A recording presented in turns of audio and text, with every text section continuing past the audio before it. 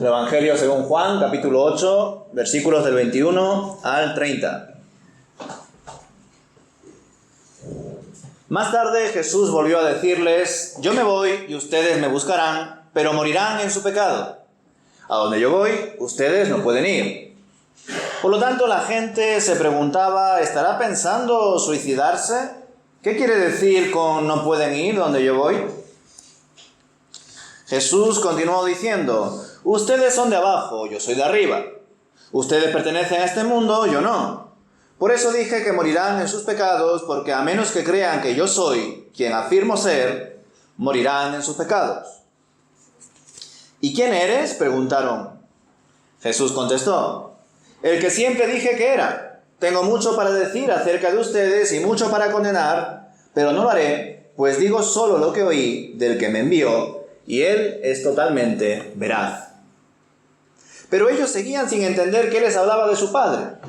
Por eso Jesús dijo: cuando hayan levantado al Hijo del Hombre en la cruz, entonces comprenderán que yo soy.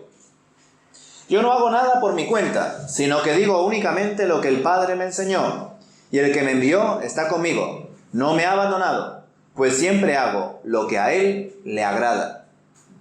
Entonces muchos de los que oyeron sus palabras creyeron en él. Pues hasta aquí, hermanos, la palabra del Señor.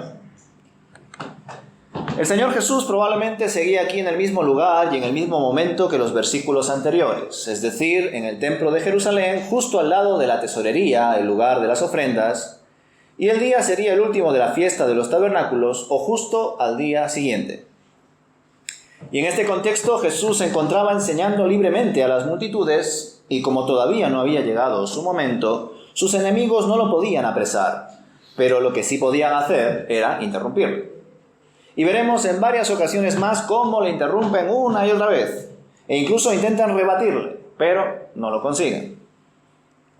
Ciertamente debemos entender que aunque los judíos, los líderes religiosos judíos, le increpaban constantemente, esto formaba parte del plan redentor del Señor, pues en medio de estas discusiones y exposiciones por parte de Jesús, los que estaban presentes, el gentío, también escuchaban atentamente. Y muchos de ellos acabaron creyendo en el Señor. Por eso mismo el autor de este Evangelio se detiene en muchos diálogos entre Jesús y los judíos, pues su deseo era mostrar cómo en medio de estas circunstancias hostiles, varias personas creyeron en Cristo Jesús para vida eterna. Por otro lado, con estos versículos comprobamos cómo la actitud y la situación de los líderes religiosos se mantenía en la misma línea durante todas estas conversaciones. Ya anteriormente vimos que le exigieron a Jesús que presentase a otro testigo que dé testimonio de él, pues no era válido que solo se limite a hablar de sí mismo sin que otro lo avalase. Sin embargo, cuando el Señor les reveló que su Padre también había dado testimonio de él, ellos le respondieron neciamente que dónde estaba su Padre, como si Jesús estuviese haciendo referencia a su Padre terrenal, a un simple hombre del pueblo, y no al Padre que tiene y que tenemos en los cielos. Y claro, si estos judíos no podían comprender que Jesús estaba haciendo referencia al Padre que está en los cielos, tampoco iban a entender nada cuando Jesús les reveló, a partir del versículo 21, que a donde él iba, ellos no podían ir. De hecho, se quedaron extrañados por estas palabras y hasta incluso comenzaron a considerar si iba a acabar con su propia vida. Aquí, desgraciadamente, la Nueva Traducción Viviente se da la licencia de pensar que estas palabras lo dice la gente, porque en verdad Juan no suele hablar de líderes judíos, sino que dice los judíos. Pero por lo general, dependiendo del contexto, pero por lo general, cuando Juan habla de los judíos, se refiere a los líderes religiosos judíos, fariseos y en algunos casos también saduceos y escribas. Pues claro, estos al escuchar que a donde él iba ellos no podían ir, pues se quedaron extrañados y ellos, los líderes, de algún modo pensaron que se iba a suicidar. ¡Qué absurdo!, ¿verdad? Tenían a la vida hablándoles cara a cara, compartiéndoles palabras de vida eterna, y en vez de escucharle y atender a su exhortación, solo pensaban en aquello que a ellos les interesaba. Pues pensadlo, ellos a estas alturas ya procuraban hace rato acabar con la vida de Jesús, pero si de pronto él mismo daba fin a su vida, pues eso que se ahorraban, ¿no? Evidentemente estoy hablando desde la perspectiva de ellos, desde su mentalidad. Espero que se me entienda. Ahora bien, retomemos lo que el Señor les dijo, Pues no solamente les afirmó que se iba a ir, que le buscarían, pero que no le podrían hallar porque donde él iba ellos no podían ir, sino que también les dijo que en su pecado morirían. Y ahí la inmediatez del mensaje, la necesidad de arrepentimiento y fe en él en ese mismo instante. Es decir, estos líderes judíos que estaban replicando a Jesús necesitaban dejar atrás su pecado, pues su pecado les estaba llevando a la muerte y les iba a impedir conocer a Jesús, estar con Dios, pero ellos, oyendo, no entendían y viendo, no veían. Continuaban en la misma línea como el domingo pasado también vimos. Así que no nos debe de sorprender que estos judíos no entendiesen a Jesús, pues juzgaban las cosas según la carne. Eran hijos del mundo, personas que buscaban su propio beneficio, y por eso no podían recibir a Jesús en sus corazones. Nadie, en verdad, puede recibir a Jesús por sí mismo, estando en pecado. Él es de arriba, y ellos y nosotros en otro tiempo son de abajo, y si no es porque Él mismo bajó al mundo, se hizo humano como uno de nosotros, pues ninguno de nosotros podríamos ser hoy hijos de Dios si Él no hubiese hecho eso primero. Como enseña el famoso himno cristológico de Filipenses capítulo 2. Jesús, siendo en forma de Dios, no estimó el ser igual a Dios como cosa que aferrarse, sino que se despojó a sí mismo, tomando forma de siervo, hecho semejante a los hombres. Gracias al Señor, nosotros hemos sido redimidos por Él. Hemos dejado atrás nuestro pecado y a su vez lo seguimos confesando. Lo seguimos poniendo delante de Él para que lo destruya y volvamos una y otra vez a ser limpios, santos como Él es santo. Pero claro, estos judíos aún vivían con su pecado, seguían inmersos en la perdición del mundo y por ello, por sus pecados, iban a morir. Y el Señor les añade acto seguido una referencia, unas palabras claves para la mentalidad judía, el gran yo soy, pues les dice que si no creen que Él es, yo soy, en sus pecados morirían. Y esto es así porque solo por la fe, por la gracia de Dios, se puede obtener el perdón de pecados, la vida eterna, una nueva realidad delante de Dios. Y a saber si esto también lo captaron en su momento estos judíos, esta referencia, pues será más adelante cuando recién se empiecen a dar cuenta de algunas cosas, al menos de forma más explícita, según lo que narra el autor de este evangelio. En este momento todavía estaban muy endurecidos. Por eso vemos en el versículo 25 que estos líderes religiosos no quisieron recibir tampoco la revelación de que Jesús es. Ellos seguían con sus corazones corrompidos y espiritualmente muertos. Es más, con el fin de decir algo le preguntaron a Jesús que ¿quién era? ¿Quién era para hablar así? Como diciendo que ¿quién se creía? Seguramente era una pregunta formulada desde el enfado. Recordad que para estos fariseos y maestros de la ley, quien les estaba hablando era un simple rabí, un joven de edad sin estudios y que provenía de una región despreciada por muchos, Galilea, Nazaret. Por consiguiente, manifestaban un fuerte rechazo a todo lo que representaba Jesús para ellos, un sectario que buscaba romper con las creencias y las tradiciones de Israel. Eso era lo que de algún modo simbolizaba Jesús para estos líderes. Sin embargo, Jesús prosiguió con paciencia en sus enseñanzas, ya llevaba tiempo discutiendo con ellos y en verdad lo hacía desde ocasiones pasadas, pero ellos continuaban sin comprender. Les muestra también su autoridad, que muchas cosas debía decir y juzgar acerca de ellos, pero el que le envió, también le envió para cumplir con otros propósitos, para que comparta al mundo como hijo lo que había recibido del Padre. Esto tampoco lo entendieron estos judíos y el autor nos lo aclara en el versículo 27. Entre paréntesis aparecen en muchas Biblias, ¿no? Pero no entendieron que les hablaba del Padre. Ya el domingo pasado vimos que no entendían que estaba hablando del Padre que tenemos en los cielos, sino de un Padre terrenal. A continuación, según la narrativa de Juan, el Señor les revela que cuando levantasen al Hijo del Hombre, haciendo referencia al sacrificio, a su martirio, a la cruz, ahí recién comprenderían que Él es. Y en verdad varios de ellos ni siquiera en ese momento lo entenderían, pues como ya sabemos, ante ese acontecimiento y su posterior resurrección, estos hombres y otros más buscaron ocultar que el Señor había vencido a la muerte y que había resucitado. Pero bueno, eso ocurrirá más adelante. Mientras tanto, Jesús continuaba con su ministerio, hablando conforme el Padre le había enseñado, y lo haría hasta que llegase su hora, siendo obediente hasta la muerte y muerte de cruz. Jesús estaba seguro de lo que debía hacer y sabía que aunque estuviese rodeado de enemigos y que muchas personas le rechazarían, Él no se encontraría solo en ningún momento, pues el que le envió, el Padre, estaría con Él en todo momento. No le dejaría solo, porque Él hacía siempre lo que le agradaba. Y qué tremendas palabras son estas, hermanos. No solo porque tras ellas dice el autor que muchos creyeron en Él, sino porque nos muestra cómo Jesús se encontraba confiado en su relación con el Padre y que siempre buscaba agradarle. Y claro, ¿qué es de nosotros? ¿Buscamos agradar a Dios más que a los hombres? ¿Intentamos hacer siempre lo que le agrada a nuestro Padre? ¿Sabemos qué es lo que le agrada? ¿Hacemos y decimos las cosas de tal manera que no nos avergonzaría nada de lo que hacemos y decimos si estuviese el Señor delante, viéndonos y escuchándonos? ¿Qué pensar? Porque es evidente que Dios nos ve y nos escucha en todo momento. Que a Él nada se le escapa. Que Él todo lo ve y todo lo sabe. ¿A dónde voy a oír de tu Santo Espíritu? ¿A dónde yo vaya? Tú estás. Por tanto, estamos actuando conscientemente delante de Él, tanto en nuestra vida pública como en lo más profundo de nuestro corazón, donde solamente tenemos acceso nosotros y por supuesto Dios. Estamos cuidando nuestro ser y nuestro hacer, procurando imitar a Cristo, así como otros también lo han hecho. El propio Pablo incluso llegó a decir, ¿no? Imitadme a mí porque yo imito a Cristo. Desde luego que qué fácil es dejarse llevar hoy en día, ¿no? Por estas corrientes, las ideologías, por todas las cosas que hoy en día se plantean.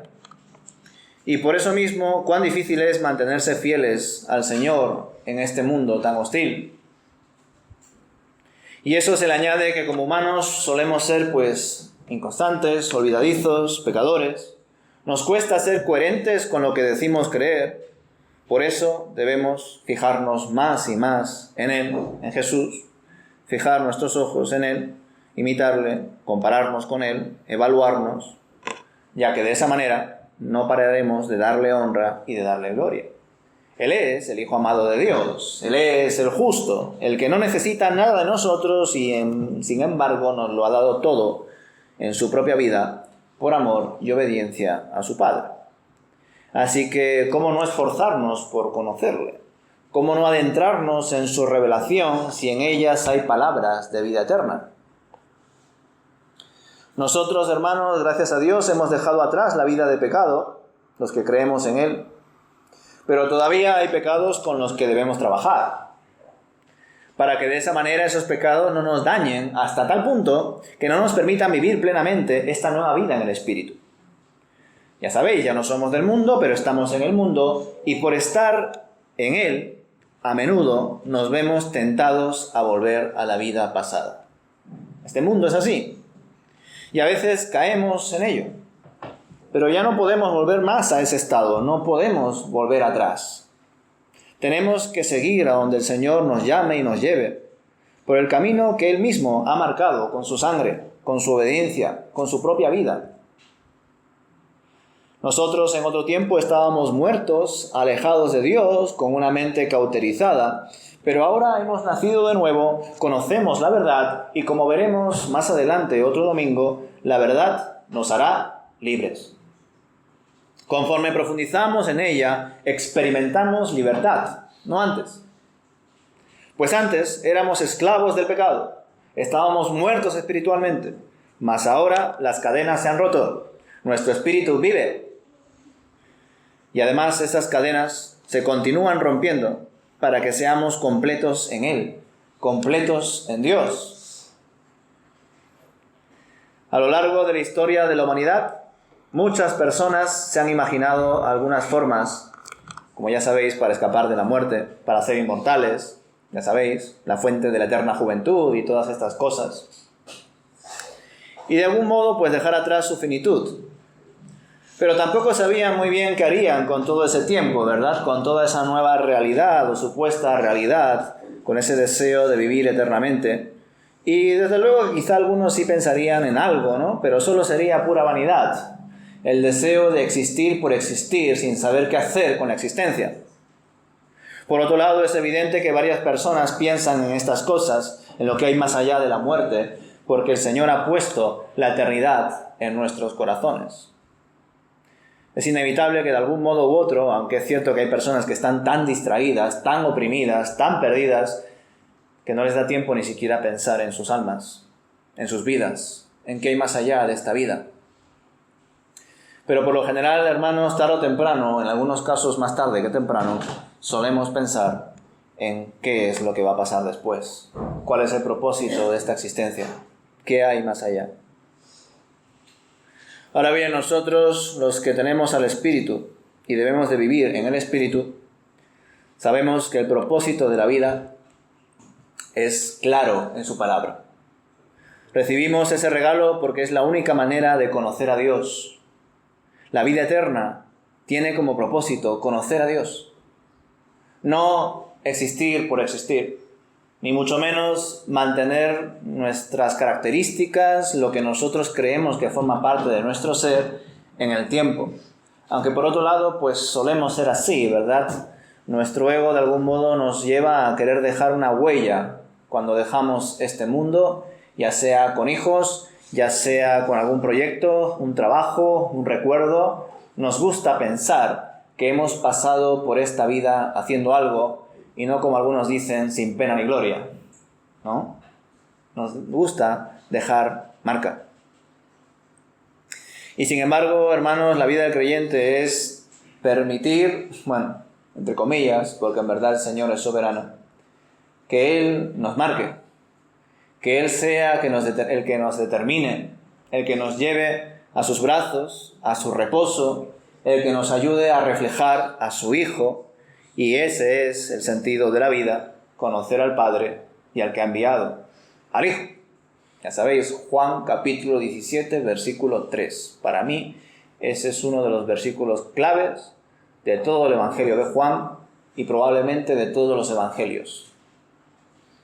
Porque a la hora de plantar el Evangelio, de mostrar el pecado que hay en nosotros, que solamente nos podemos aferrar a Cristo, que para ello debemos de arrepentirnos y confiar en Él y creer.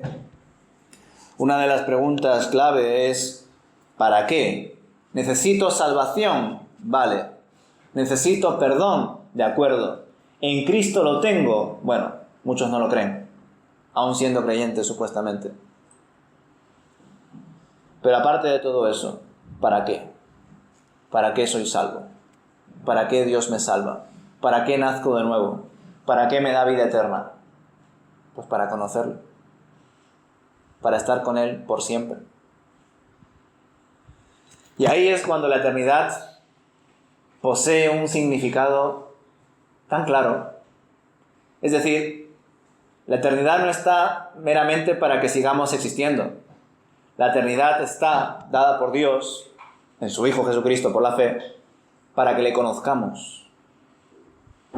Solo con la dimensión de la eternidad, por llamarlo de alguna manera, nosotros podemos llegar a conocerle. Y esa debe ser nuestra mayor satisfacción. Y solamente cuando deseamos eso y lo conseguimos, nos podemos sentir completos. Mientras tanto, no. Mientras tanto, habrán cosas todavía que nos faltan. Y eso que nos falta es Dios. Y desgraciadamente hay personas que eso no lo entienden porque intentan de algún modo pues encajar otras piezas en ese vacío que tenemos en nuestro corazón, pero la única pieza que entra ahí es Cristo. Y otros quizá incluso han llegado a entender que esa pieza es el Señor, pero en la práctica no es su máxima. No es verdaderamente lo que piensan y entienden de verdad que es lo que necesitan. Porque si lo entendiesen así, pues intentarían una y otra vez conocerle más y más. Y para conocer más a Dios debemos de conocer más su palabra. Y no solamente conocer su palabra, sino también ponerla en práctica. Ya sabéis, no solamente ser oidores, sino también hacedores. Amar al Señor por encima de todas las cosas y a nuestro prójimo como nosotros mismos. Y cuando entendemos eso, hermanos, cuando entendemos que el sentido de esta vida es conocerle, estar con Él por la eternidad, que Él es nuestro todo, pues ahí las cosas cambian. Y desde luego ese entendimiento lo debemos de recordar una y otra vez, porque como os he dicho antes, somos inconstantes, somos olvidadizos, somos pecadores. Por eso es que es muy bueno para nosotros acercarnos a la palabra, y no solamente el domingo en una reflexión comunitaria, sino especialmente cada día. Siempre y cuando tengas la convicción de que el todo de tu vida, el sentido de la vida, lo que necesitas de verdad, es Cristo. Si quizá es Cristo, pero otra cosa más, o es Cristo cuando te sobra tiempo, o es Cristo en algún momento cuando estás mal, pero cuando estás bien te olvidas, pues ahí no has entendido que el Señor es el sentido de la vida. Ahí no has entendido para qué el Señor nos salva. Cómo hemos escapado del pecado y la muerte y por la fe hemos obtenido vida eterna, con un propósito: conocerle. Por nosotros mismos no lo podemos hacer. Nosotros mismos no hemos podido dejar atrás nuestro pecado. Ni tampoco ninguno ha podido nacer de nuevo por sí mismo. Es Cristo Jesús quien lo ha hecho posible por nosotros. Sabemos también por su palabra que sin santidad nadie podrá ver al Señor. Y gracias a Dios, nosotros seremos santos y estaremos con el 3 veces santo por siempre, por su gracia. Esa es nuestra esperanza, que estaremos con nuestro Creador, con nuestro Señor, con nuestro Salvador. Y con ello ya lo tenemos todo. Y esta certeza de que somos de Jesús tiene una gran utilidad, hermanos. Y esa utilidad es principalmente misional, misionera. Cuando de verdad entendemos que lo tenemos todo en Cristo y además está asegurado y que nuestra salvación, nuestra relación con Él, no la podemos perder, el temor a perder esta vida pasa a un segundo plano. Y no lo digo en modo kamikaze o en modo irresponsable, lo digo en el sentido misionero. En el sentido de compartir su palabra, vivir su evangelio, confiando en que si alguno acaba con nuestra vida, en el peor de los casos, nuestra alma está asegurada en Cristo Jesús. Y por ello podemos y debemos confesar a nuestro Señor delante de los hombres, porque así el Hijo confesará a nuestro nombre delante del Padre. Pero si no confesamos su nombre, su palabra, su evangelio delante de los hombres, Él tampoco nos confesará delante de su Padre. Así que pensad que todo esto no es mera palabrería, no es simplemente palabras de esperanza y confianza para que nosotros de algún modo nos exaltemos y digamos que bien, todo bien, ya estoy tranquilo, ya lo tengo todo, porque sí, es verdad, en Cristo lo tenemos todo lo podemos en Cristo que nos fortalece. ¿Pero para qué nos fortalece? ¿Para qué nos da la salvación? Para que demos también la vida por Él. Para que así como el Padre ha enviado al Hijo, pues nosotros también seamos enviados por Él. Hasta las últimas consecuencias. Hasta la cruz misma, si cabe. Porque nuestra vida ya está asegurada en el Señor. Amén.